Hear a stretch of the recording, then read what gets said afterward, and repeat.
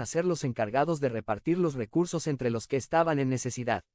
Así nos parece indicar el libro de Hechos en sus primeros capítulos. Por ejemplo, en Hechos 4, 33b-35, la gracia de Dios se derramaba abundantemente sobre todos ellos, pues no había ningún necesitado en la comunidad. Quienes poseían casas o terrenos los vendían, llevaban el dinero de las ventas y lo entregaban a los apóstoles para que se distribuyera según la necesidad de cada uno. Al principio, cuando la cosa estaba manejable, no hubo ningún problema porque los apóstoles se daban abasto para la repartición a los necesitados, pero conforme comenzó a crecer más y más el número de discípulos, y con ellos también los necesitados, por muy buenas intenciones que tuvieran los apóstoles, sus esfuerzos fueron insuficientes y este asunto de carencias en la organización se volvió el contexto para el conflicto. En respuesta a esta circunstancia, se presentó la ocasión providencial de establecer un nuevo oficio que cubriera a cabalidad esta función de atender con eficacia y rectitud a los necesitados, en este caso a las viudas. 3028. Por eso, lo primero que podemos aprender en este pasaje acerca del oficio del diaconado es que los diáconos son oficiales enfocados en el servicio y atención a los necesitados. Hechos 6, 2 y 4, así que los 12 reunieron a toda la comunidad de discípulos y les dijeron: no está bien que nosotros los apóstoles descuidemos el ministerio de la palabra de Dios para servir las mesas. Así nosotros nos dedicaremos de lleno a la oración y al ministerio de la palabra.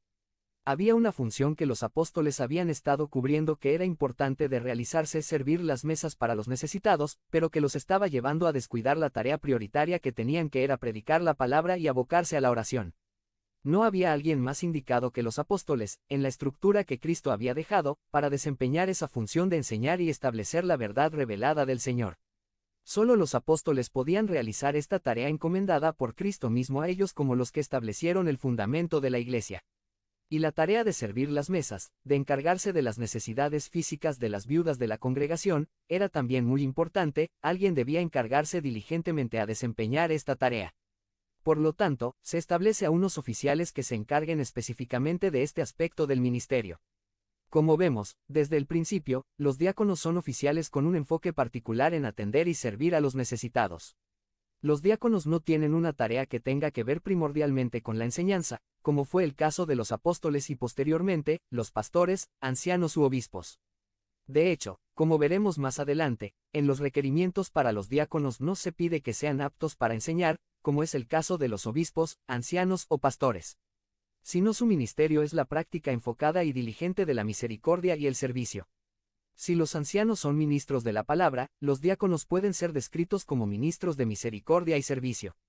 Con esta división de tareas de estos dos oficios, los ancianos, pastores u obispos dedicados a enseñar, pastorear y dirigir al rebaño, y los diáconos dedicados a atender y servir a las necesidades materiales del rebaño, la Iglesia sale muy beneficiada porque cada quien está haciendo diligente y enfocadamente aquello para lo cual Cristo lo ha llamado. Como vemos, el diaconado no es un peldaño del escalafón para llegar a ser anciano. Hay personas que tienen esa idea equivocada de que el diaconado es un oficio de menor estatus que el oficio de anciano, pero nada podía estar más lejos de la verdad bíblica. El obispado y el diaconado son oficios distintos, pero no por su importancia, sino son diferentes por su enfoque. Ambos son oficiales de la Iglesia, con toda la dignidad que merece el llamado de Cristo. En el caso de los ancianos, se enfocan en la dirección, pastoreo y enseñanza del rebaño, y los diáconos son 3029, oficiales enfocados en un área del ministerio que está muy cercano al corazón del Señor, como lo son los necesitados, los que sufren, los que pasan necesidad. Recordemos las palabras de Jesús para aquellos que con un corazón